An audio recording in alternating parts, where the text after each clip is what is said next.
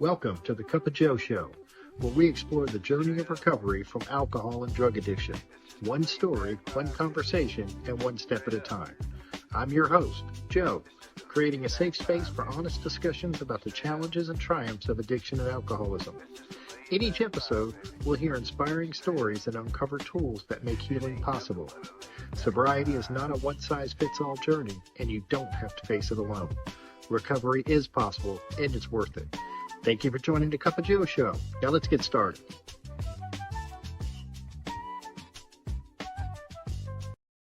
Hey everybody, welcome back to the Cup of Joe Show. I'm your host, of course, Joe. And before we get started, I just want to say this to anyone listening right now. If you are struggling, you are not alone. Please don't suffer in silence. Today, I'm very excited to have a guest whose story goes way beyond miles on a trail. Timmerman, Esquire, is a Marine Corps and Vietnam veteran, longtime attorney, devoted family man, and the author of A Spiritual Passage, a powerful memoir about two brothers in their 70s taking on the Appalachian Trail while facing some of life's toughest battles. Rand's sobriety date is May 5th, 2014, and recovery is truly a daily practice for him. He spends several hours each day in meetings, helping other alcoholics and staying connected to the program. He's also a dedicated hiker, putting in 5 to 7 miles a day, along with calisthenics, prayer, and meditation to keep his spiritual foundation strong. When he's not on a trail or helping someone in recovery, Rand is writing, publishing, and having honest conversations about sobriety. And in true Rand fashion, he describes one of his biggest adventures like this. Hiking the 2,200-mile Appalachian Trail at 72 was one of the most challenging and spiritual things I've ever done, when nobody is shooting at me.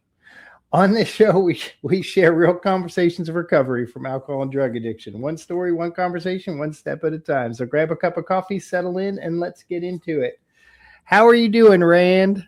I'm doing great, Joe. I'm really glad to be on your podcast. Well, I am so grateful that you came on and are going to share some of your story and some experience, strength, and hope. So what was it like growing up, Rand? Well, it was challenging. I grew up in a very rural area in upstate New York called Adams, New York. More cows than people. I had a problem with spirituality from the get-go because around 5 years old, I became aware. And I looked around and I thought, we're screwed. We're screwed. And it was Christmas.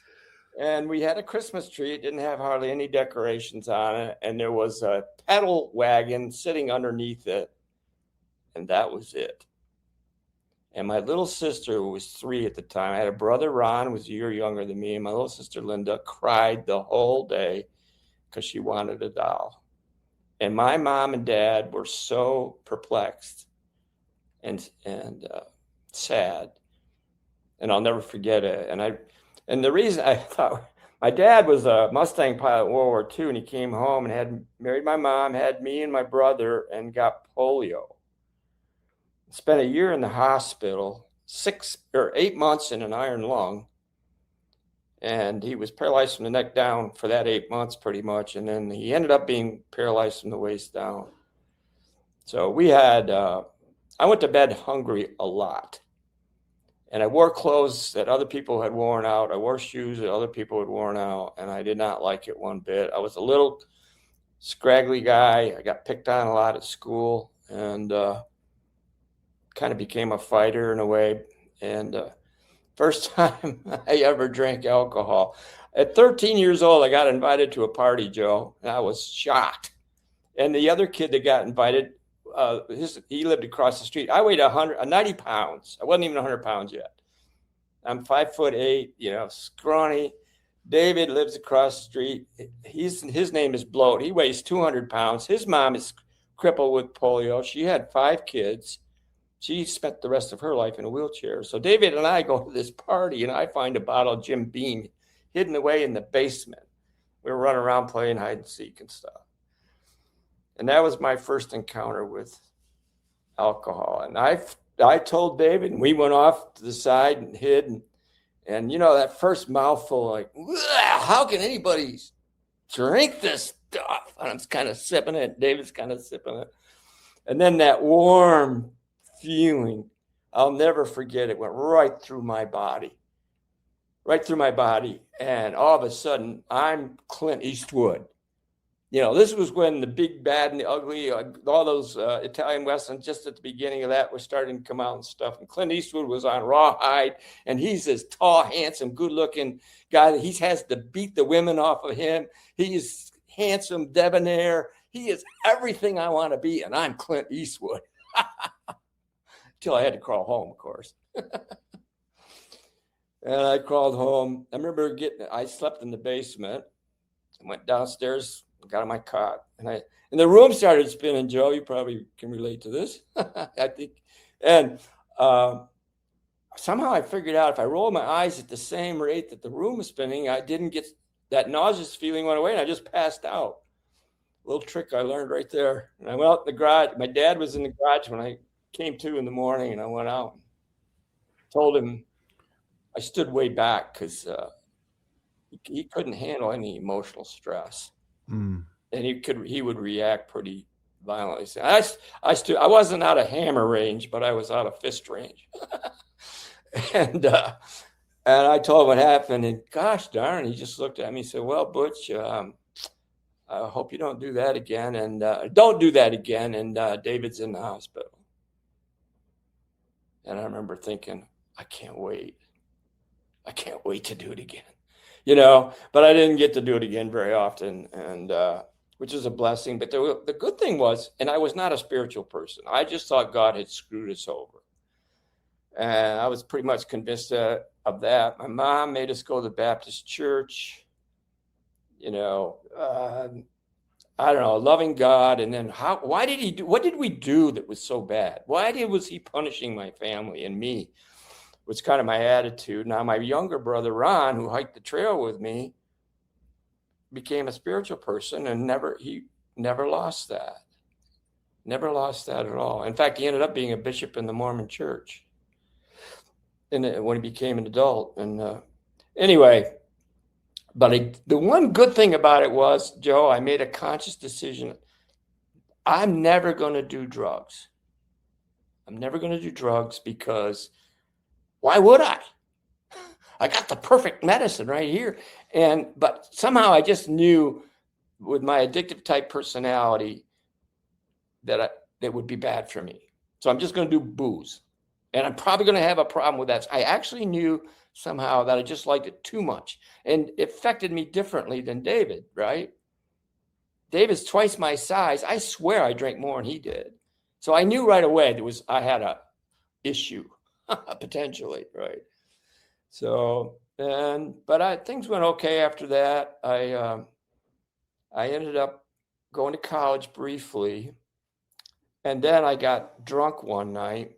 I would save up my money. I was working as a janitor in my old high school from midnight to 8 in the morning, and going to college full time, and then a couple other part-time jobs, and I didn't know what the hell I wanted to be. I changed my major every semester, and then the fourth semester I changed to psychology because I knew it was a nut job and I couldn't figure myself out, you know.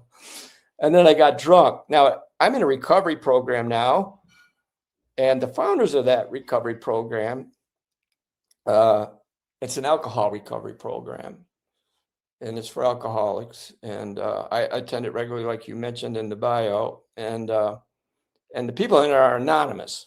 That's all I'm going to say about that. But in that, the founders of that wrote a big book. We call it the Big Book. And in there, one of the founders, his name is Bill, and his wife Lois in his story, he talks about Lois would get mad at him because he was a real deal as far as alcohol went, right? And she would get mad at him, and she would say to him, or he would say to her to justify his binges, well, Lois, all brilliant men like me have their best ideas when they're drunk. I'm paraphrasing. Well, I'll tell you what, 60 years later, when I heard that, I'm like, yeah, that makes sense to me, right? So I went into a bar in Oswego, New York one night and got totally wasted in a snowstorm. And the next morning, I'm on the pool table. I'm the only one in there. I'm on the pool table. I hear a key go in the front door. The owner comes back in. I'm laying on the pool table. He's not paying any attention to me. He goes over, turns on the radio, and starts washing the glasses from the night before. And when he turned on the radio, they're talking about the 1st Marine Division going into Vietnam. And I'm laying there, and I'm just beside myself. I don't know. I have no clue what I want to be when I actually grow up. I'm tired of cleaning toilets every night because that was my job. I'm the low man on the janitor totem pole. So, and I made the decision. And a month later, I'm in the War Memorial in Syracuse, New York, raising my hand, pledging to defend my country against enemies, foreign and domestic. And 8 months later, I'm in a rice paddy going, I think I screwed up. I think I made a big mistake. So that's where I ended up. That's how I ended up in the Marine Corps. I enlisted. My brother Ron enlisted in the Army. He actually went to Vietnam before me. He was a machine gunner on a helicopter. I ended up doing that. I was with the 1st Marines in the northern province of Vietnam. We both saw a lot of action. We were both traumatized by it, but we didn't know it. I mean, in those days, there was no such thing as PTSD or any of that stuff. And I did end up being a machine gunner too for a little while. I like to say that the Marine Corps damn near got me killed at least 20 times. I mean, an inch one way or another, and I wouldn't be talking to you. And I wouldn't have never came back. I would have come back in a body bag like so many others. And I never would have had my family or any of that stuff. And but then it gave me a career. So the last couple of months I was there, they made me a Mustang lieutenant, which in the Marine Corps, that was lingo to describe an enlisted man who would be temporarily made a lieutenant in a combat zone to do, officer duties, because 2nd lieutenants didn't do well in that environment at all. They took high risk and they paid a high price. And so I did that. And then when I came back, just before I came back, Colonel said to me, well, you can go back to being a corporal. You'll probably get out in a few months, or you can go to OCS, Officer Candidate School, and they'll make you a real officer. So the reason I say the Marine Corps gave me a career is I ended up going through all that stuff, officer training. I decided I wanted to be in the air wing, not be an infantryman anymore. And I ended up in Cherry Point, South Carolina. And one of my old drill instructors was there as the officer. Anyway, long story short, by a fluke, I get set off to the JAG school, which is Judge Advocate General. It's a school for legal officers. My class is 100 guys. I get over there. There's 99 captains, and there's a little old 2nd lieutenant me, brand new, bronze shine, all shined up 2nd lieutenant. And they're looking at me like, I mean, I don't have a college education, let alone law degree. And they all got their law degrees. They're going to be the real deal. And here I am. And 20 of us rented this mansion because it was the off season. So we each had our own room. Well, these guys are kind of partying every night. And for whatever reason, Joe, I made the decision to not drink during the week. And I thought, you know what? I'm just going to study this stuff. We'd been trained in Article 32, the Uniform Code of Military Justice. So I knew a little bit about it anyway. And after the 12-week course was over, I had the highest score. So I was the class honor man. Pissed them all off, Joe. It made me feel really good. But what it did was it made me realize I could be a lot more than what I thought I could be, And I already had that huge resentment against poverty. I really wanted to be successful at something. I wanted to be the number one man like Bill Wilson, the founder, talked about. His grandfather put that in his head. The Marine Corps put it in my head. I wanted to be the number one man. So I ended up being a legal officer. I did some trials and stuff. I did real good. I defended a couple guys, and then I got acquittal, which was unheard of. One of them was for sleeping on watch. That's Fort Leavenworth, 2 years and dishonorable discharge guaranteed. And a jury in the military is not your peers. It was colonel, major, captain, a couple lieutenants, and these guys are all enlisted men. So But I asked a lot of questions. I actually put some witnesses on. So how do they solve the problem? They got this rogue defense lawyers getting Marines off. What the hell's with that, right? So you know what they did? They made me a prosecutor. That's how they solved that problem. Made you switch sides, Rand. So I got married. I had my first child down there. I finished up as a first lieutenant. I was on the captain's list, actually, but they didn't make me a captain. And then, so I got out, went to Syracuse, where I live now, because I went there because, one of the guys that was a captain. His name's Dick Sargent, still a good friend of mine. He was from Syracuse, and his dad had a law firm in Syracuse, and they had a great law school, had a good reputation. So I ended up going to Syracuse, going to law school. I had to get my undergraduate degree. I'm working 3 jobs. The GI Bill didn't even pay the tuition at Syracuse. So I'm still struggling, right, Joe? I'm still struggling. But I ended up having a great career. Eventually, I made quite a bit of money. I liked helping people. I was in the Boy Scouts when I was a kid. I liked helping other people. And being a lawyer, it was great. I was in a rural area, 4 counties. I did a murder trial early on. I defended a guy, and after that, everybody knew me, and kind of became a fairly large-sized frog in a very small pond, basically. And after that, I could pretty much get top dollar for doing good work, basically. And I always knew my drinking could be a problem. I had the illusion of control. Yeah, my friends would call me a functional alcoholic to my face once in a while. And then they'd say, I ran 26 marathons. I ran every day. So I had this warrior mentality, weekend warrior type thing, where I'd do races on the weekend, or in the winter I did cross-country skiing. I had my family, my kids. I was always self-employed. I always had people working for me. So I had a lot of responsibility and alcohol. And I figured if I can do all this stuff, I'm entitled to drink some, Then I started having the nightmares about, I don't know. It was weird. It was a weird thing, Joe, because I came back, I'm doing all this stuff, and years are going by, and I thought, my friends, I had guys that would call me in the middle of the night for a while. One of them threatened to kill himself on the phone. He actually fired a pistol while I was talking to him. And I had to disengage. And then after that, shortly after the nightmares started coming, and they were horrific nightmares about things that had happened in Vietnam. And I would void the bed. I would wake up screaming. My wife would think I turned into a monster. And so I started drinking a lot after I put the kids to bed and all that kind of stuff.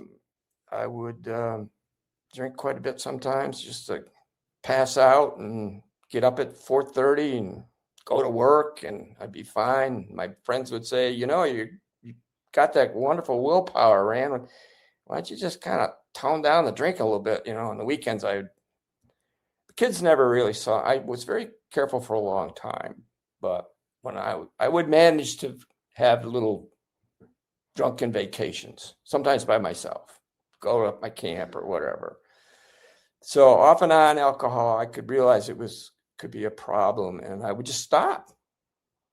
All right, Rand, man up, Marine, do your job, just that kind of grit type thing that I had, and my brother too.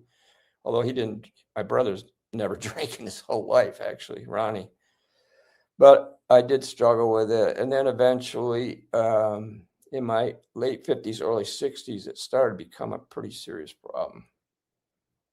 Now, I knew I was losing control over it. And I refused to think about the God thing. So at 65 years old, alcohol is really starting to kick my ass.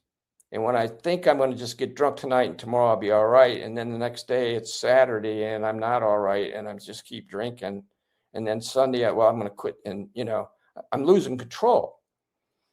But I'm thinking to myself, And I went to my first meeting, and I remember reading the steps that were on the wall. They have these steps, and the first one was, admitted I was powerless over alcohol. My life was becoming unmanageable. Well, I don't know. Yeah, I probably am a little bit. And man, when I get drunk, I seem to be insane. I'm acting insane. What the hell's wrong with me? And then they talk about came to believe in a power greater than ourselves can restore us to sanity. And I go, no, I'm not doing that. So, and I would go to meetings. I liked the meetings. I really liked the meetings. It was weird. And for a long time, I didn't know, why do I like the meetings so much? You know why, Joe? Because I felt safe. When I went into a meeting and there's all these other drunks in there, and some of them have got decades and decades and decades of sobriety, and then some of them are people like me that are trying, bewildered,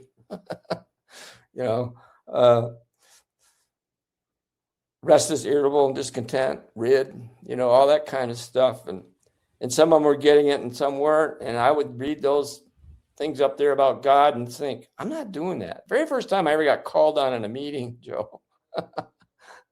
So up north, we're in Knoxville, right? Down here, the meetings are a little bit different. People just speak up spontaneously. Up there, that you get called on. And either way is fine with me. But first time I ever got called on, I'd probably been going to a meeting once a day for about a week. And the subject was a higher power, God, right? Which I learned could be good orderly direction, gift of desperation, all kinds of different things. And but for me, it was some kind of religious thing. And all I said was, I will never ask God for help.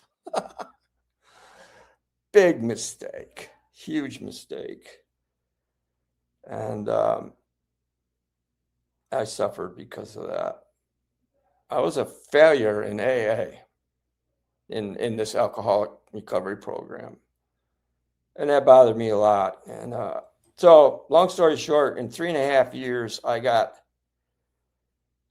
12 3-month chips. You get a chip every month, basically, in the beginning that you're sober. I could get 3 months by going to the meetings, but I could never make it to 4. And I was totally baffled by the whole God thing. And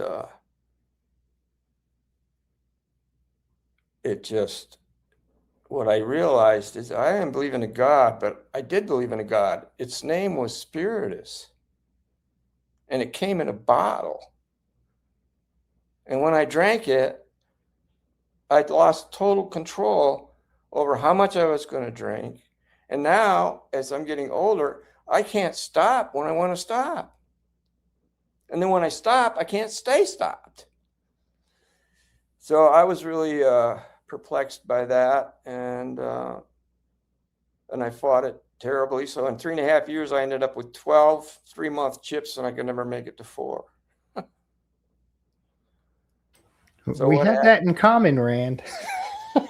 I always said I had enough white chips or starter renew chips to make a belt. So you made 3 months, man. I'm kind of proud of you.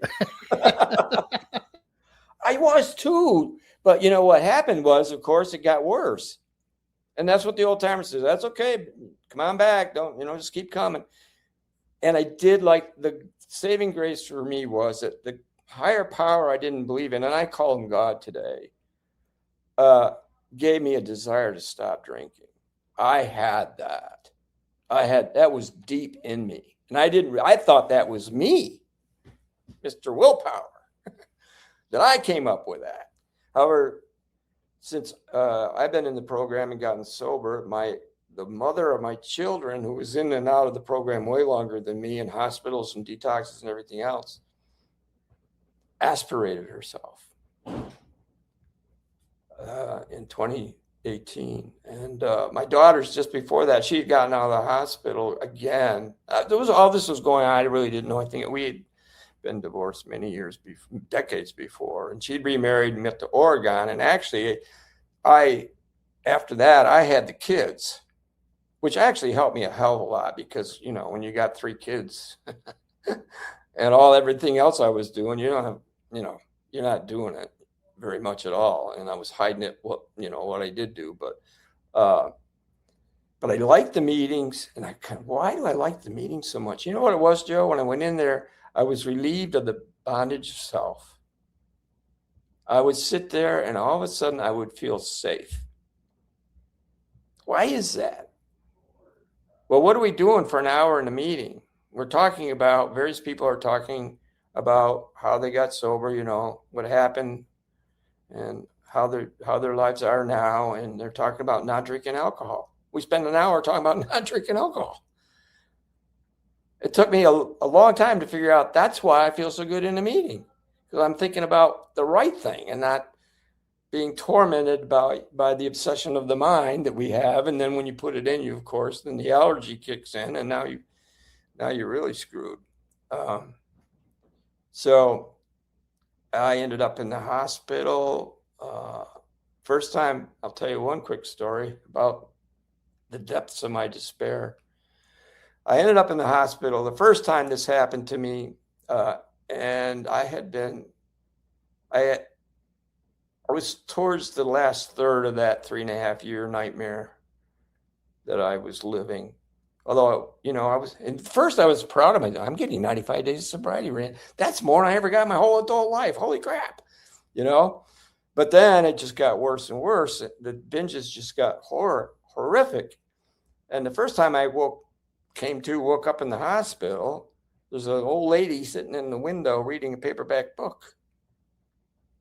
And there's a nurse comes in, checks my vitals every 2 or 3 hours, and I'm just laying there, and I have no clue how I got there or what happened. And Joe, to this day, I don't know what happened. And then finally, another mature lady came in with a paperback book, and they switched places. They did the yakety yak for a few seconds, and then the first one left, the second one sitting there. Another hour or two goes by. I still can't. My brain started to work again a little bit, but I can't figure anything out. And finally, I look at her and I go, "Why are you here?" And she goes, "Oh, honey, I'm here to keep you company." And my brain goes, "Rand, she hasn't said, neither one of these ladies has said a word to you in the last 10 hours. Not one word. You're on suicide watch." Holy crap. I'm on suicide watch. Now I start rationalizing and justifying, right? And my brain says, "That's okay, Rand. This is an aberration. This will never happen again. I'll make sure it doesn't happen again." It did. It happened again. And then a third time, I got a free ride in handcuffs to the VA Psych Center in Syracuse from my home up north. And they made me go through. You have to go through 3 doors to get in there, Joe. They don't want you getting back out, Rand, once they get in. It's really hard to get back out those 3 doors. And the funny part was I had made a phone call. I knew what I was actually doing. I knew I was right on the brink of total disaster. And I made a phone call. I looked up a number, and they asked me if I was suicidal. Or no, they asked me, "Do you have the means to commit suicide?" And I said, and I started laughing. "What do you mean? I got all kinds of guns. I'm good to go." You know. Next thing I know, there's 2 trooper cars in my driveway. And they came in the house. And here's the unbelievable part. I said, "Okay, you're going to take me away, right?" And they said, "Yeah." I said, "Can I go upstairs and get a bag and just put some stuff in it, and I'll come back down?" And they said, "Okay."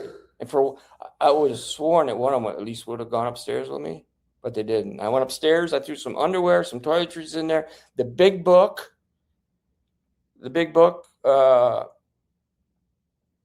Daily Reflections, and Bill's Story. So I had 3 books in there. And then they put handcuffs on me, put me in the trooper car and took me down and put me into the center. And so 3 days later, I'm sobered up. You know, they're giving me some medicine, make sure I don't have a seizure or anything like that. And I realized I'm a drunk, but I'm not crazy. When I'm not drinking, I'm not crazy. These people are crazy. They were all veterans too. I'm not demeaning them, but a lot of those people in there had serious psychotic, you know, all kinds of mental health issues. Not that I haven't had them too, but at a level much worse than me. And I'm like, you're just a drunk. But it took me 3 more days to convince them to let me go out those 3 doors, and for my wife to come and get me, which was very difficult. But I did come to the turning point. You want to hear about that? Absolutely. That's what I was going to ask is, so yeah, what was that turning point, Rand? It's funny because I had no idea. I always managed to isolate myself with excuses and stuff. And I had been on an unbelievably like 7 or 8 day air vacation. And I was beside myself with grief, shame, remorse, everything. I just wanted it to be over. I just wanted to die. And I decided to go. I had voided myself. I mean, Joe, you wouldn't even believe. I look worse than a homeless person. And I'm just basically wandering around Syracuse. And so I decided I'm going to go to the liquor store. The only problem was I had pockets full of money. I always had a lot of money, right? I earned it. I couldn't be without it. So I'm going to go to the liquor store. It's Saturday morning. The sun's coming up, 6:30, whatever. Problem is, the liquor store don't open until 9. That's a big problem. I had found 2 bottles of mouthwash to get me through the night where I was staying. So I started walking to the liquor store, and I'm like, what the hell? And I went and sat down on the front steps of a house.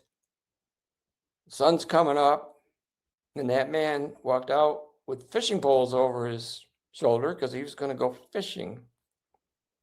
Saw me, and he kind of looked at me like he was scared for a second. And then he put his fishing poles down. He came over, sat down next to me and looked at me, and he said, I'm just like you. I said, really? Yeah. He said, what do you want to do? I said, I just want to die. You want to go to the hospital? I'll do whatever you tell me to do. So Billy Cook, he's gone now, so I can say his name, took me to the emergency room in Syracuse, one of the big hospitals there. I told him, well, you might as well take me to the VA hospital again, and then they put me up there in that 6th floor and lock me in again. And he said, no, I got a better idea. He took me to another hospital. Ended up spending the whole day with me in the emergency room. I'm on the gurney with the tubes in my arms, and he's sitting in a chair, and he's telling me his story. And I'm telling him some of my story. And I'm telling him about coming into into the program, and not believing in God and all this stuff. Well, it turns out he had walked into his first recovery meeting 30 years before, not wanting to believe in any kind of God either. But the difference was the old guys put their arms around his shoulders and said, you stick with us, kid, and you'll be all right. And he did. He did. And it turned out he was helping all kinds of men get sober. He had dedicated his life pretty much. He was a hardworking man. He was an electrician, and turned out his wife was in the program. And he was the most spiritual man I'd ever met. So he came in. So the end of that day, they took me up to the 6th floor in the hospital. And it's detox, right? He said, I'm going to go up with you to detox, and then I'll come back tomorrow and see you at detox. So we go upstairs, and the door's open, and there's this big counter. There are like 3 guys behind the counter, and they go, "Oh, Billy's here. He's got another one." And here I thought I was special. This has never happened before. You know what I mean? Just so weird. It was funnier now. So Billy picks, he comes every day, bless his heart, talks to me for a while, listened to me for a while, got me out of detox about 4 days later. We went to a men's meeting, what they call a men's meeting, just men. Turned out he'd been one of the founders of that meeting many years before. And we went in there, and I'll never forget it. I didn't know I was at the turning point, Joe. I did not know. I did not know I'd had my last drink. And so we're sitting there, and I'm thinking, what are you going to do, Rand? And I'm thinking, well, okay, I'll go to 4 meetings a day again, like I've done the last 12 times in early recovery. I go to 3-4 meetings a day because I safe in the meetings.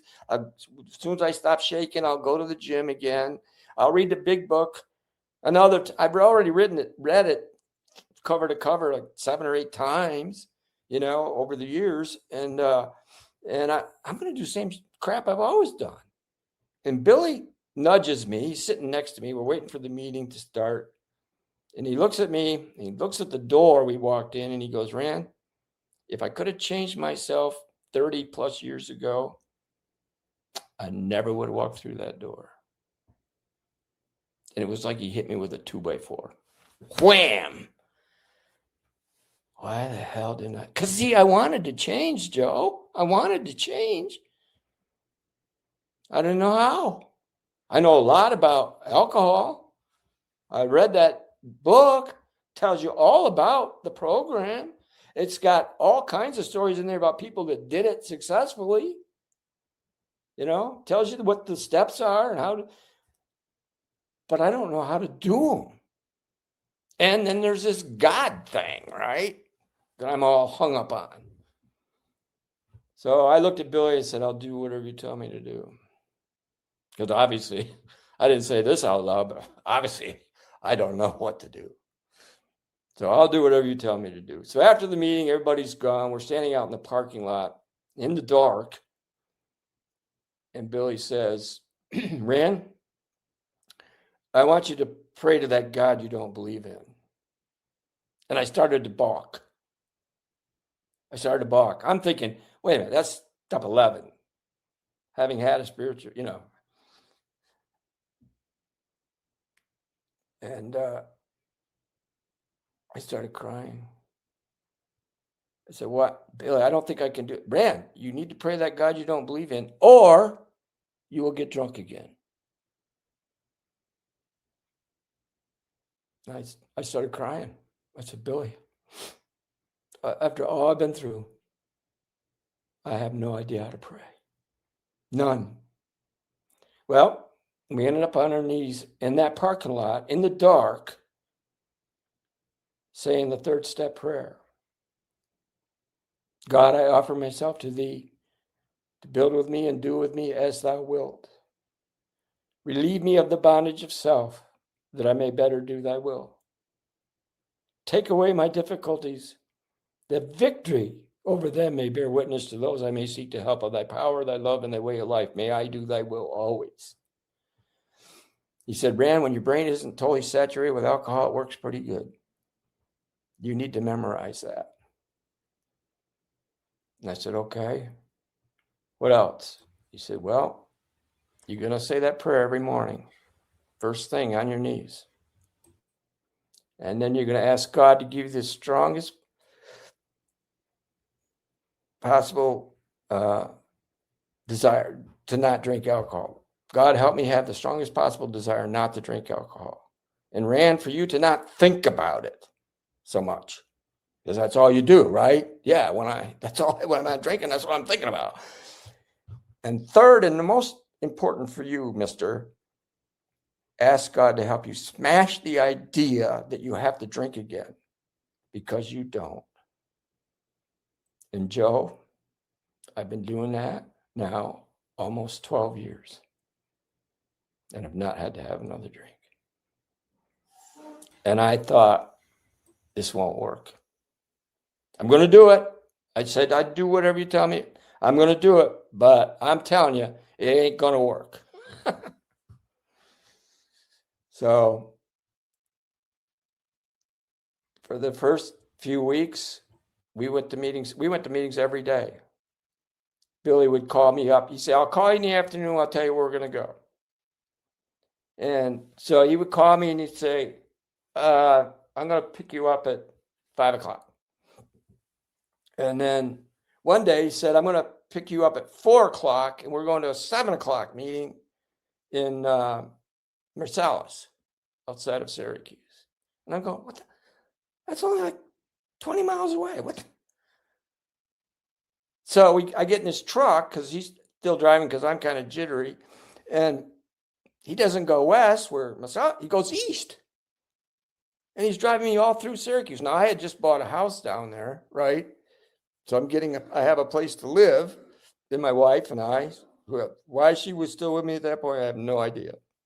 Our women are crazy, Joe. They put up with more crap than we would ever put up with. But anyway, and then, so we're driving around Syracuse and he goes, well, that's the rescue mission. Remember where that is. And we go around a few more blocks. That's the Lincoln House. That's a halfway house. Okay. So he's driving me around Syracuse telling me where all these things are. And then, and within a few days, sometimes I'm driving, sometimes he drives with me, sometimes we both drive. He says, go to the rescue mission, pick up Charlie, go over to the halfway house, go to the Lincoln House, get Joe, go over to where blah, blah, blah, and get, Billy and so, and the next thing I know, I've got a truck full of guys going, meeting him at a meeting, and he's got his truck full, and that's the way we went almost for a year like that. And so he was getting me involved in the Fellowship of Alcoholics Anonymous. Because, see, I was always the guy that got there 10 seconds before the meeting started, went inside, picked the chair closest to the door. Don't get between me and that damn door. And out the door I go, right? Because I can't do the deal. I couldn't do the deal without supervision. I needed adult supervision. And I know time started going by. I'm thinking this isn't going to work. I had another really good friend. He's gone now too. Actually turned out to be one of Billy's best friends. His name was Gene Mack. He's gone too. And so Gene had seen me coming in and out for months, for years, because he was always at what we call our open house up there. And there was a meeting there every morning at 7:30. I would go there at 7:30 meeting. There was one at noon. And Gene would be at the 7:30 meeting. He would sometimes be at the noon meeting. I mean, he practically lived there. And he would be at the happy hour meeting at 5:30. And then Billy and I would go to another meeting at night usually. So Gene had seen me in and out. Well, that first week after, I met Billy and all that, I was going to 4 meetings a day because it's, only place I'm safe. I still want to drink really bad. And so I went in and sat next to Gene. I got there like 4 o'clock for the 5:30 happy hour meeting. Gene's sitting right where he always sits. Nobody else there. And I went in and sat down next to him.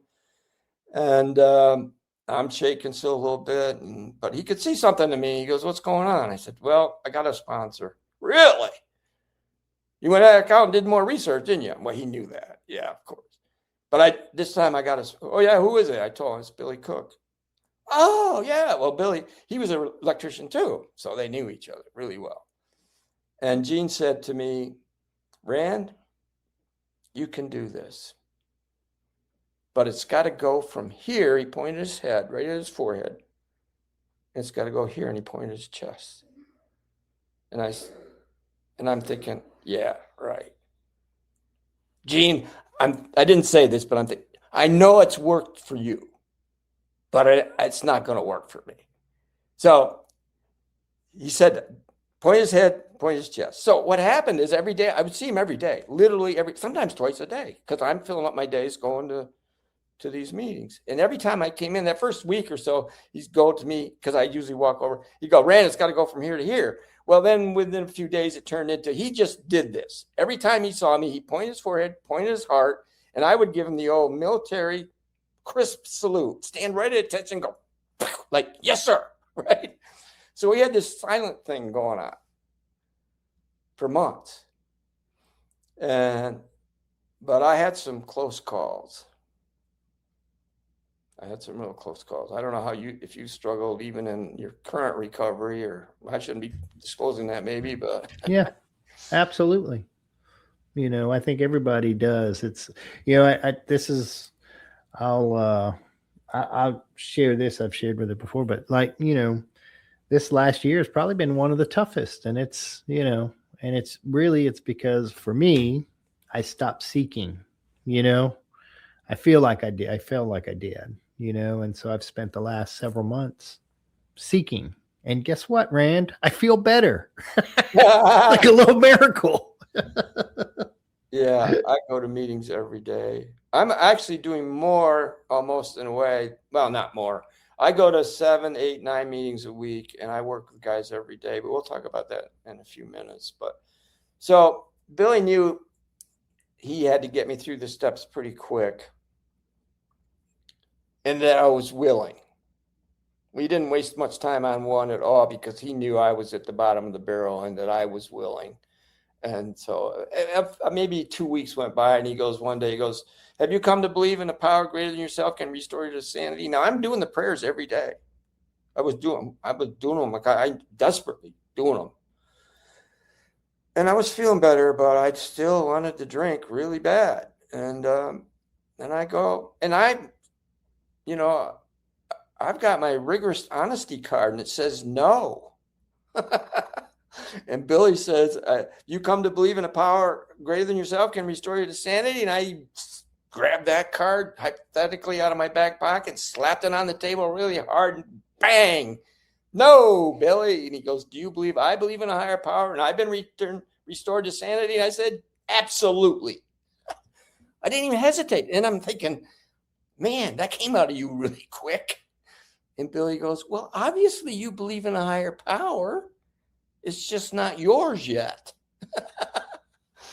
So he said, we've done step 2. It's done. And a few more weeks go by. Now we're going to meetings every day. He's got me running all over doing stuff. And he said, you ready to do step 3? Oh, Billy, I don't know. And he says, look, it's just a decision. Now he knew I made the decision in that bar, 6 decades earlier, to go into the Marine Corps drunk. I mean, I can make a decision, but I was still a balker, Joe. I don't know, this whole God thing. I don't know.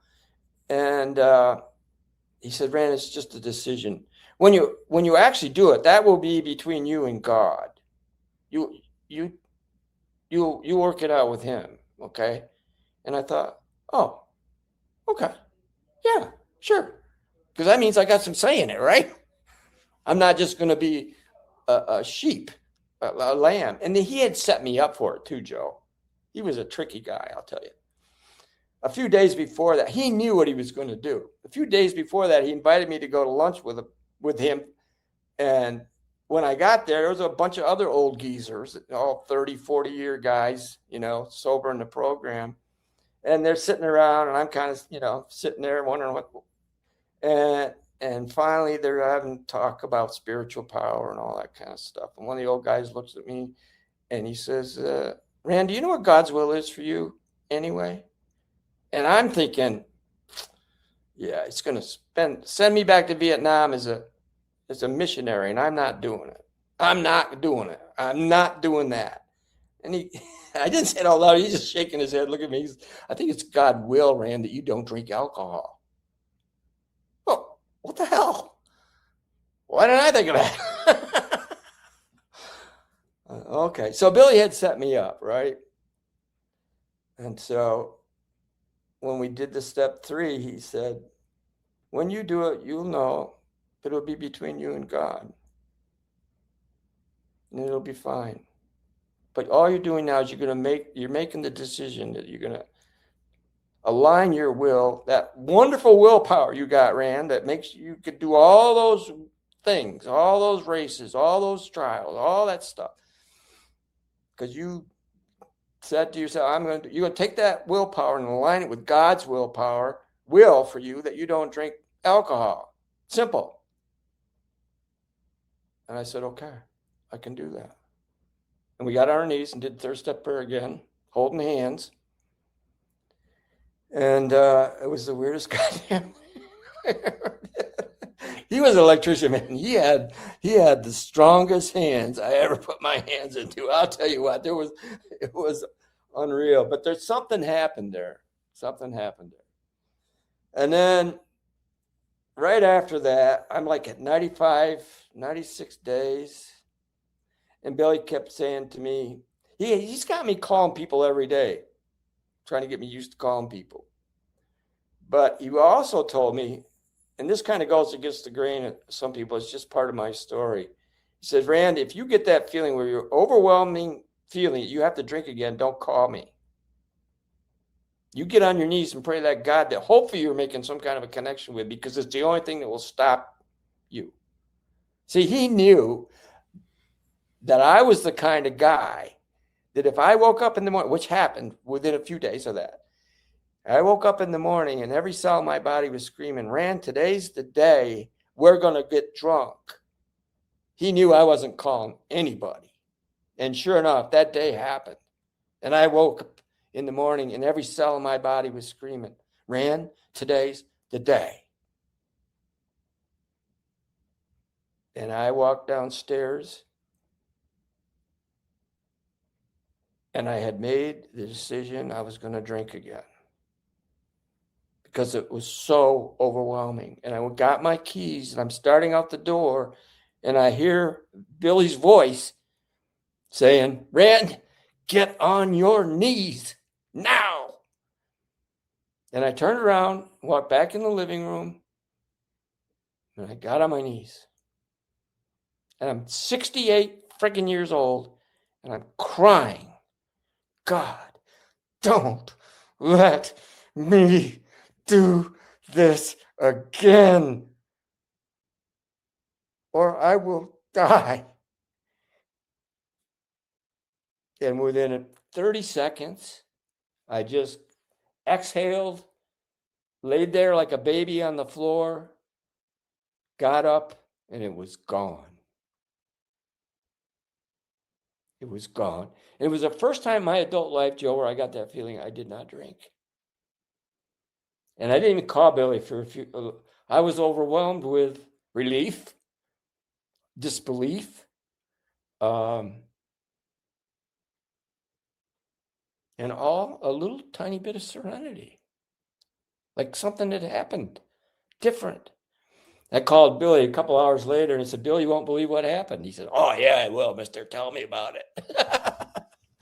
I really didn't have a whole lot to tell him, you know what I mean? It was like, wow.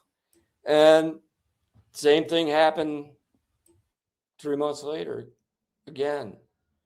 But in the meantime, Billy was always telling me, Rand, you got to do 4 and 5. You know, you have to make it. You got to take a personal inventory. And then you're going to have to talk about it with another man. And I was like, in my brain, I'm like, I don't even want to think about the stuff I did or I was involved in. And I sure as hell don't want to tell anybody about it. And Billy knew that. Within the first 2 weeks of being with him, he was starting to tell me, you're going to have to do 4 and 5. It says it right in the big book. I know, Billy, I know. I've read the big book like 10 times. I know. Well, no, I don't want to. And, you know, I was balking again. I'm a balker. That's what I do. So one day, finally, we done 3. I'd got through that episode. And then he said, how much have you written on 4? I said, or no, he said, so what are you doing on 4? I said, Billy, I'm working on it. He said, well, okay. How much have you written out? And I go, Billy, I'm thinking a lot. I'm really thinking a lot about what I'm going to write out.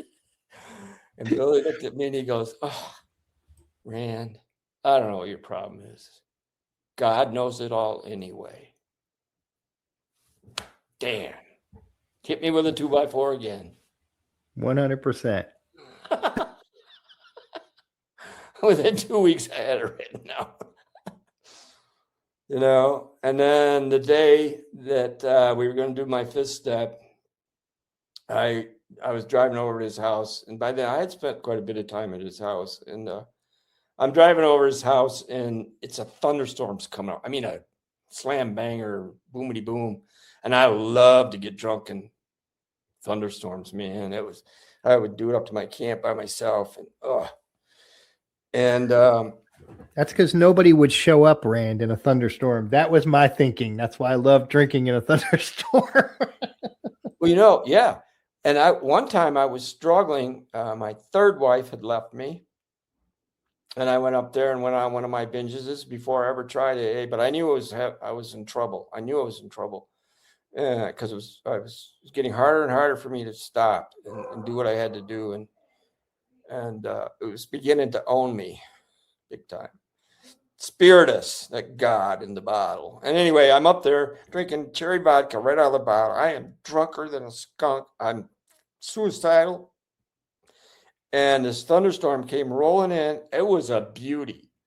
I mean, lightning is flying. And I went out. I built this place. I built this camp. And I went out on the deck with my bottle. And I'm standing there in this thunderstorm screaming, hit me, hit me. And no lie, Joe, a bolt of lightning hit a tree on my right, 50 feet away from me. It hit a big tree right to the bang and knocked it down, but it went parallel to the camp. And I took a big swallow of that bottle of cherry vodka and said, stupid son of a bitch, missed. And I walked back inside. I don't remember. I obliterated myself after that. I think that when one of my buddies came up and got me back to reality. I was getting near the end, but I wasn't there yet. But anyway, yeah. So you're on the 5th step. This is you actually were ready to share your 5th step. Yeah, but I'm thinking about driving over that thunderstorm. I was thinking about what we just talked about, and I was thirsty again for a little bit, but I knew I wasn't gonna. I mean, you know, I was. So I went over and sat there. I had all this stuff written out. I had like 20 pages, and I put it on his coffee table. We're sitting in what was like an outside room. It was all glass in his backyard, like a little den down. I loved that place. It was quiet. Him and I could sit there and talk for hours, you know. And so I hand him the papers. He puts them on the coffee table and he says, well, so Rand, we did the 3rd step prayer. He asked God to help me be, you know, he said, help us today. Rand can make a good and complete, thorough and honest, you know, about his character defects and the things that are his resentments and his issues and all that kind of stuff. And we got up and he sat in his chair and I sat in my chair and he looked at me and he said, so Rand, did you have sex with a chicken when you were a young kid like I did? I exploded. Joe, I was so upset. No way, Billy. What? Because he knew I grew up in rural. To this day, I have no idea. I can't even imagine that he did that. He never, a couple times I said, you didn't really do that, over the years. And he would just kind of smile.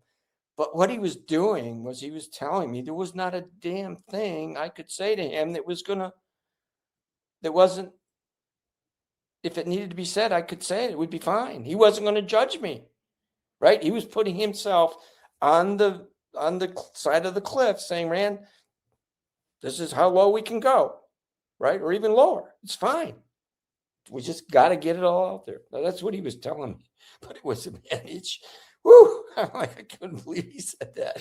That's a tone setter right there. That's a tone setter. Oh gosh. Well, it's an honesty setter. It's a clear the table, put it all out there. We got all kinds of room.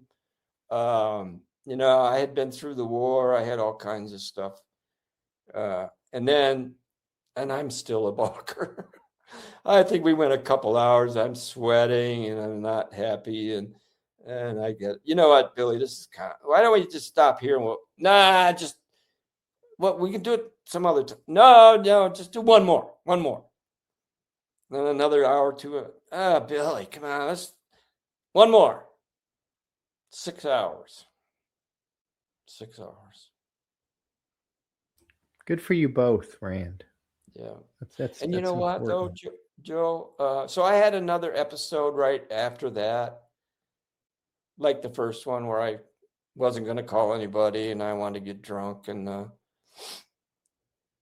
same thing happened. I got on my knees. That time, God didn't relieve me within a minute.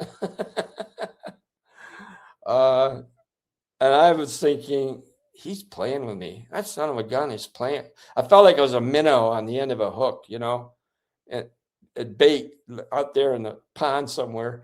Because Billy loved to fish. I found out later he loved to fish. That's what he was going to do that day. He would have gone. He would have spent the whole day by himself. He would never take me fishing. That was his thing. That was his deal, and he loved it. And he did take me to the lake a couple times. I helped him paint a dock and stuff like that. But he would never take me fishing, right?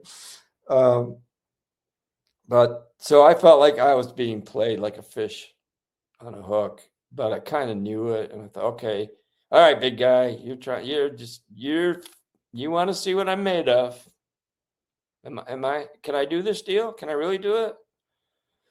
Yeah, I think I can. See, the second time, so it was like the next day I finally got that relief. I went to a meeting within an hour, and I went to another meeting, and I did what I had always done in the past, where I could be in that safe place and be okay, And then the next day I was like, I'm okay. It's fine. I don't need to drink, And that's the way it went. I mean, he said, go home, spend an hour quietly, burn your papers. You don't want your wife to find them, which turned out to be really good advice. Over the years, I've seen people make that mistake and, leave papers laying around. And I'm one of those guys. Yeah, I had sponsor. I'm one of those guys who so burn them, like Rand said. Burn the papers. I promise you, you'll save yourself some grief. Yeah, actually, so at the end of the hour, I'm out in my backyard, and I have my wife's hibachi thing there, and I started a fire in it, and I'm burning the papers. And my wife came out and said, "What are you doing?" I was like, "Oh, I'm just burning some stuff here that I don't need to keep. And please go back in the house. I'm trying to have a spiritual moment here." And then I called Billy and told him. But like a lot of other people, I had a resentment that I did not adequately vent with him. And it's funny how these things work out. So a few weeks later, we went to a meeting together. We were still going to meetings together. And I remember it was a rainy night, and the obsession was still there a little bit. And God's helped me out twice. So I have a belief in a higher power now, for sure. Kind of a small one, but big enough, right? A lot of times I felt like I was on the edge of a cliff. I don't know how about it was for you, but I felt like a lot of days it was like 51%, I'm not going to drink. I'm praying to God. That guy, he's helping me. 49%, I'm going to drink. I was like right on the edge all the time. Did you ever have that period of, yeah, absolutely. Problem was I hadn't made my God big enough. He got really big later on, really, like universally big, like creator big, like Bill Wilson, always the creator of the universe, 15 billion years of experience, love, wisdom, knowledge that I have no idea. And that paid off for me too, that whole change. But yeah, so we did 6 and 7, and then 8 and 9. where went pretty good for me. But one night, I don't know, he knew I was struggling still in a way I shouldn't be for being at the stage I'm at in the program. So he was such a wise man. He could figure things out about a person. It was that experience that he had all those years of helping all kinds of drunks. We ended up in his truck. It's pouring rain after the meeting, pitch dark, and he starts talking about his father.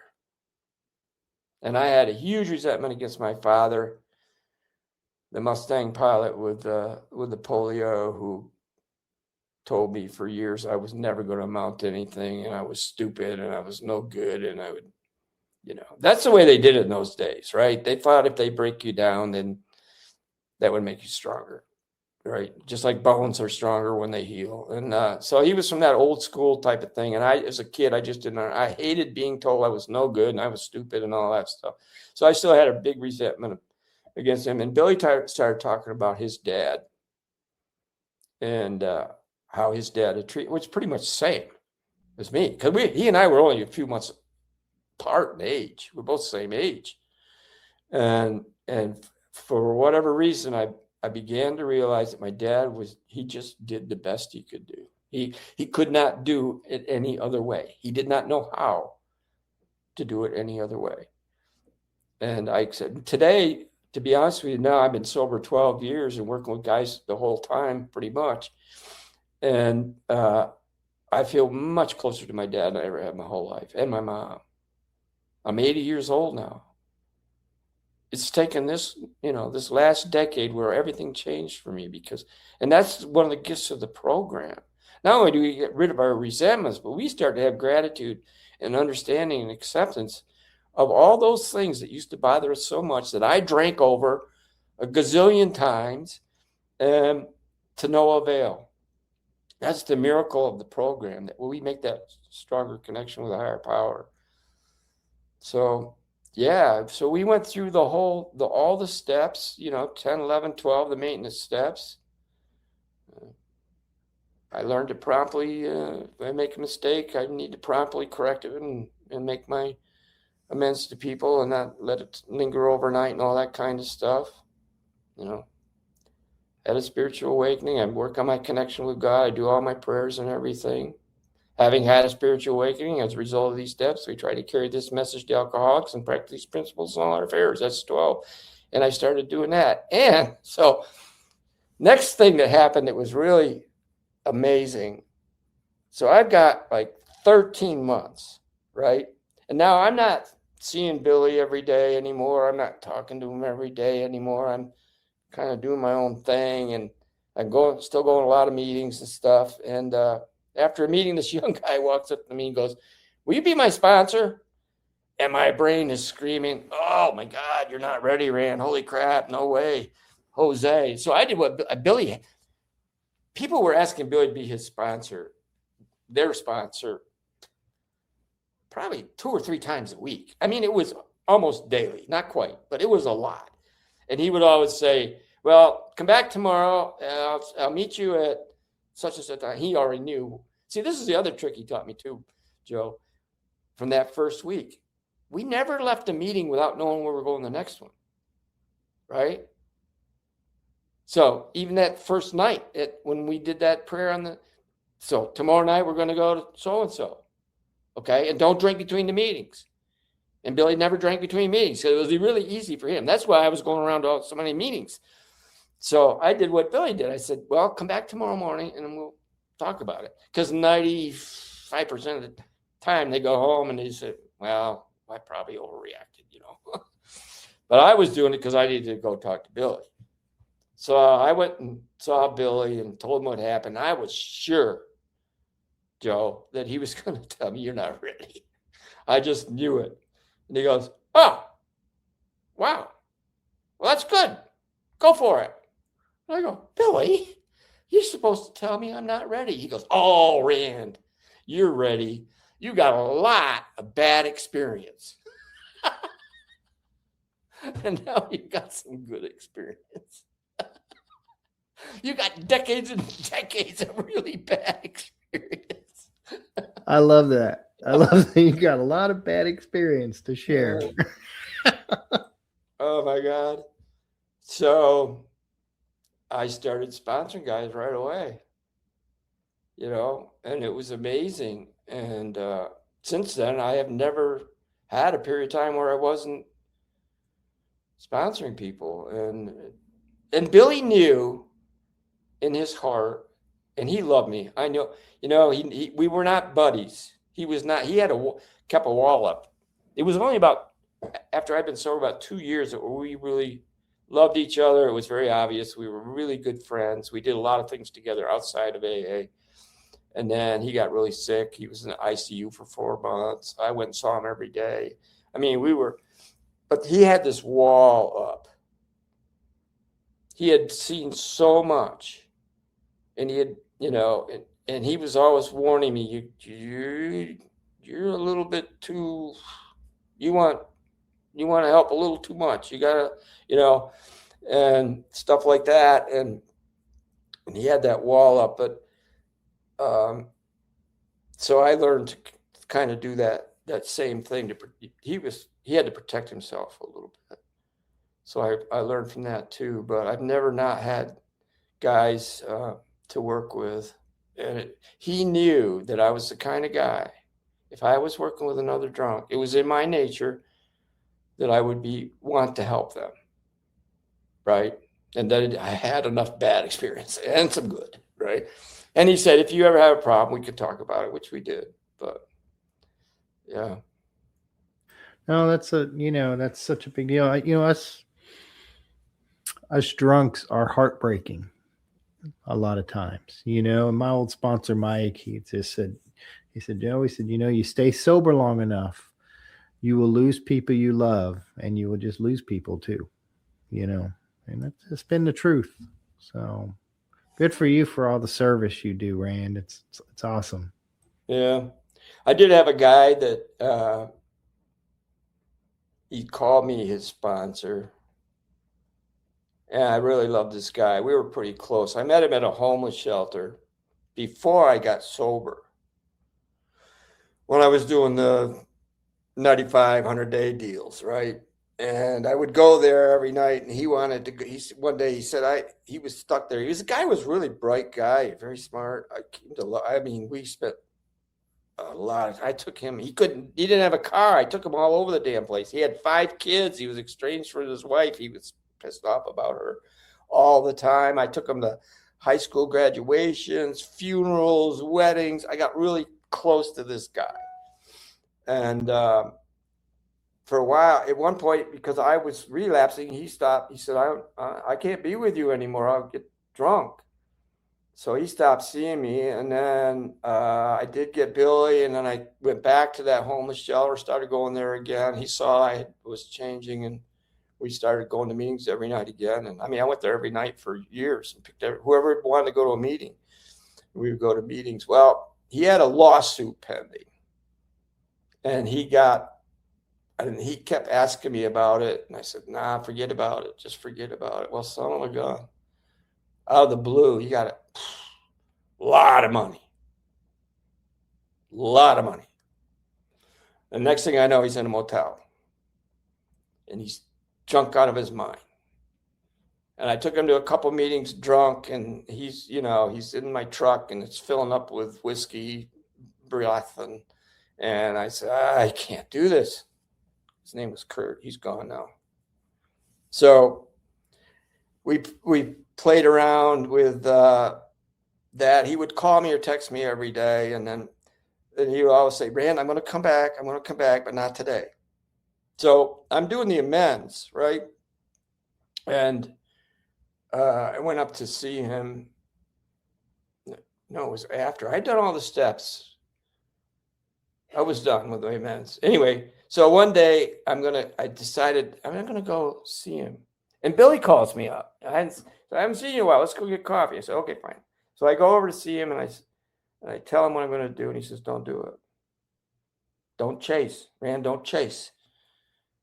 I said, okay. All right. Well, you'd never give me bad advice. Well, son of a gun, my old ego, my old tough Marine, whatever, I'm driving up. I'm going right by where he's living. I thought, Billy doesn't understand. We're friends. He'll be glad to see me. Holy crap. So I went, pulled in. By then he was in the motel. He got a house. He's in the house. So I go to this house, knock on the door. I have to knock on it quite a while. And he comes to the doorway. He's standing there, and I see myself, Joe. I'm staring at myself.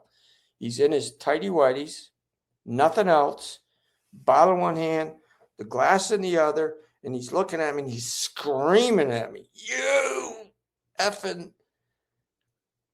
I only stood there like 30 seconds and turned around and walked away. You know, I had made a big mistake, and I knew it. And after that, he would text me, and he didn't call me, he'd text me, I'm going to come back, but I'm not today. Don't you come up here.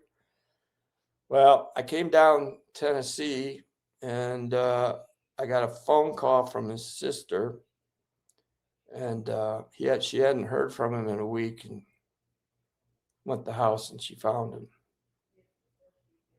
dead. It was horrible. She told me about it a little bit. So I went back to Syracuse, where I live, a few days later. I had missed everything. I missed the funeral and everything else. I went back, and she called me in the middle of the night. She's a doctor. I had met her at family stuff and everything. I mean, I met his mom. I met this whole family. They all knew me pretty well, really. And she called me in the middle of the night. She was drunk. She's not one of us, but she was emotionally very disturbed by everything. And she called me up, and she was talking. She told me in minute detail what happened and how she found him, and the blood and the urine and the feces and the whole 9 yards. And then she goes, I should have done more. And she goes, Rand, you should have done more.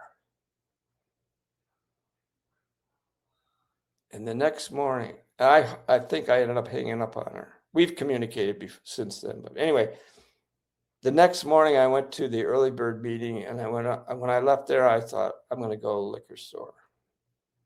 Joe, it was right back.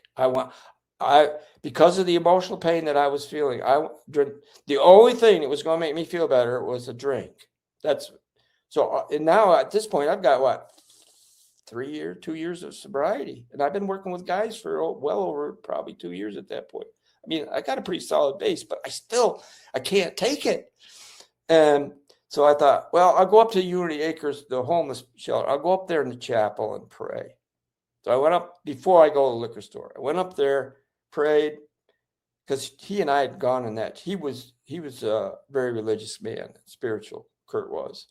And so I would go up there a lot of times on Sundays and just go to chapel with him, just to be with him, right? So I went up there and did that. And then I realized, well, I don't know where he is. So I called his sister, and she said, well, he's in the Utica cemetery. I go over there. I go in the cemetery. Took me a while. I finally find the grave. I'm on the grave. I'm on my hands and knees. I am beating the earth with my fists, crying my brains out, screaming at him, why didn't you call me? Why didn't you come back to a meeting?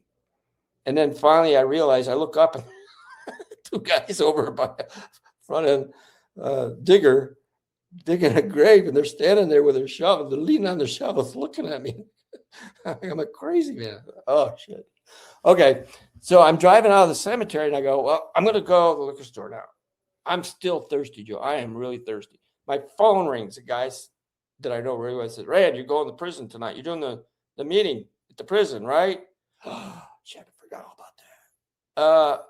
Yeah, I'll go. So I'm thinking, all right, I'll go do that. And then I'll go to the liquor store. So I end up going to the prison, Jamesville Penitentiary, and I did the meeting.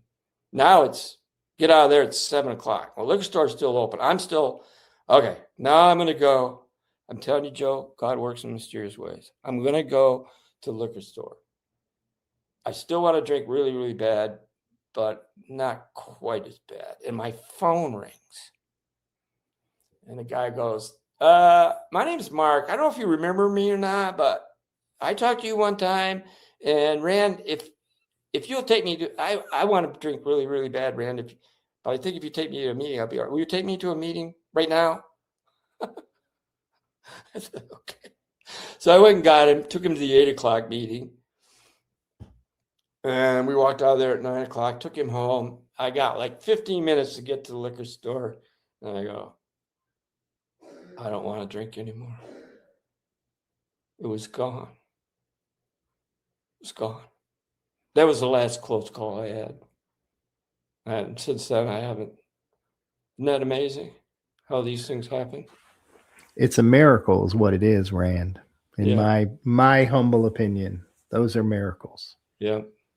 Yeah. So, See, God, Billy knew that if I was involved with other people and willing to do service, what we call service work, I have much better chance than being left to my own devices, my own mental sickness when it came to alcohol. That Spiritus God that left me. But now, it's been years and my whole life has just been amazing. It's been amazing.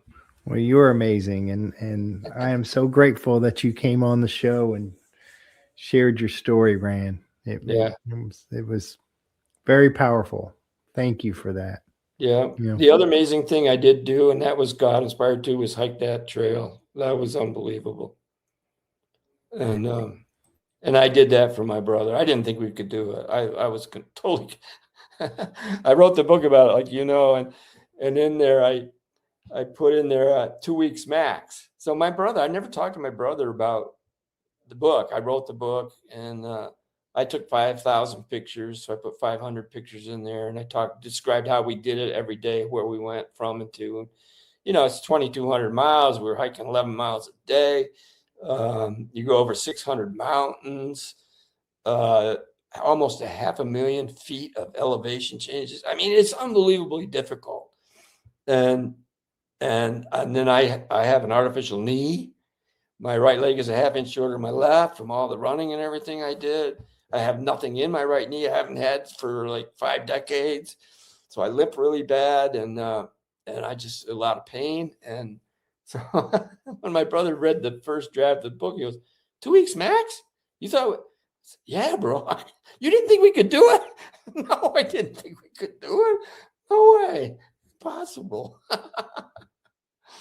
And you did. Yeah. And you guys did. And it's so cool. And I'll put a link to where you've got Rand's got a website, and his book is available on Amazon and some other places that I know, but I'll put a link on your description too. So, and maybe you can come back and we could talk more about the book for sure and that whole journey. Yeah, it's called A Spiritual Passage. Actually, if you Google A Spiritual Passage, it pops right up. It's amazing how that works. There you go. Yeah, and I did describe in there how I did every third chapter is about what Billy and I did, what he did with me, because I wanted people to know how important sponsorship is and what a difference it can make in a person's life. And now I didn't do it to be publishing this book. I was kind of doing it for family and friends, and I have a lot of friends in the fellowship, and I don't promote it, but if they ask me about it, and I've given away a few books too. But it's gotten back to me. It has helped some people. And then my brother was very religious, but he had some, his wife dying and all that was really hard for him. So we talk about that in there too, just to give you a little bit of idea what it's about. Yeah. Thank you for that. Well, thank you. And I know it's powerful. And so don't forget to Google A Spiritual Passage, and you will find my friend Rand and the book. Well, I can't let you go, sir, without doing our rapid fire questions. If you are so inclined. Absolutely. All right. What is your favorite recovery slogan? One step at a time. What is your least favorite recovery slogan? Boy, I don't think I have one. We got a ton of them there. I think they're all good, actually. I don't have a least favorite. Fair enough. What do you think is your sobriety superpower? God, my higher power, for sure. And having had somebody come into my life that knew how to help me make a connection with that higher power. I had to be trained. I guess you could say. It made all the difference in the world for me. I'm a huge fan of sponsorship and being sponsee too. Yeah. Makes all the difference in the world. It makes it so much. I made it so hard, Joe. It was unbelievable. It wasn't that hard in the end. It's just, my life could have been so much easier. You're not alone, Rand. As a friend of mine always reminds me, we are undisciplined. Yeah. So we ask God to discipline us. There you go. All right. If you could say one thing to your former self, what would it be? Don't be so damn arrogant. What song do you play to lift your spirits when you need a boost? I don't know. My favorite song of all time is the Rolling Stones. I don't get no satisfaction. I guess I would, and I still like that. It's my favorite song. I used to wear it as like a rebel flag, but now it's more like I don't get no satisfaction from alcohol anymore.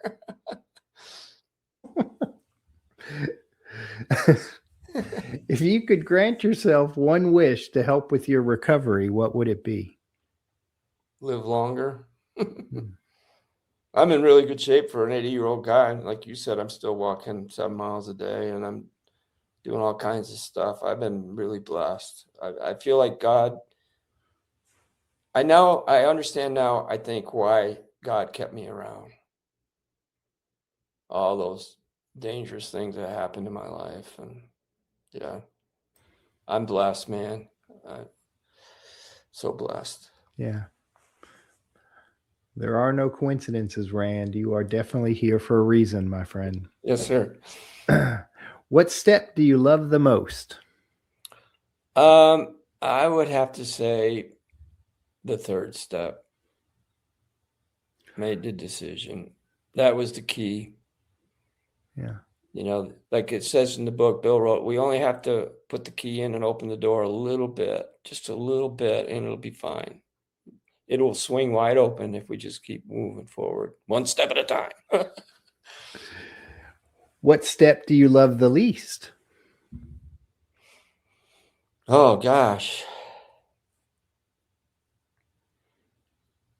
Probably the amends are the hardest in a way. I was lucky I didn't have any financial things. A lot of people have. I don't know, working with other guys, that seems to be the really the hardest one, and that's the one that I have to rely on. So I've had a lot of experience now that helps me help other guys, and I have inherited some of the wisdom of Billy, for sure.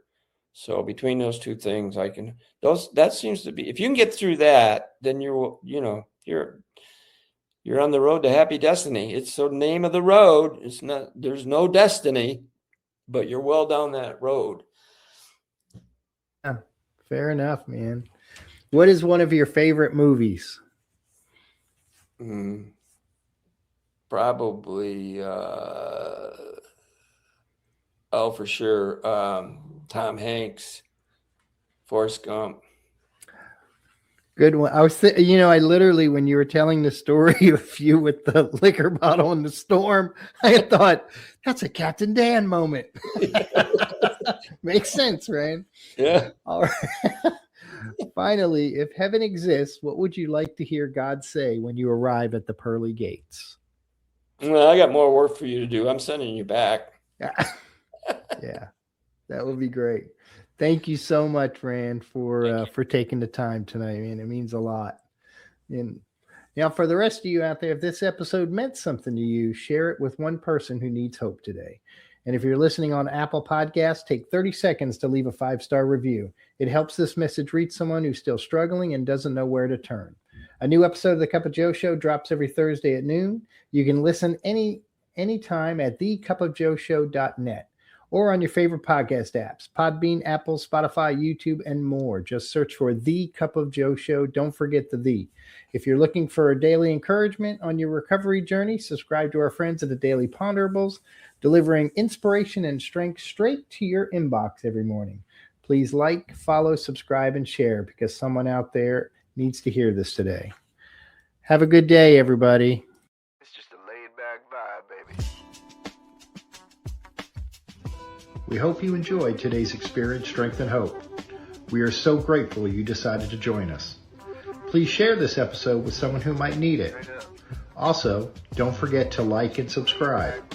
Remember, no matter where you are in your recovery journey, you are not alone. Reach up and reach out to someone. Please do not suffer in silence. Until next time, let's take it 1 minute, 1 hour, and 1 day at a time. Thanks for listening to the Cup of Joe Show.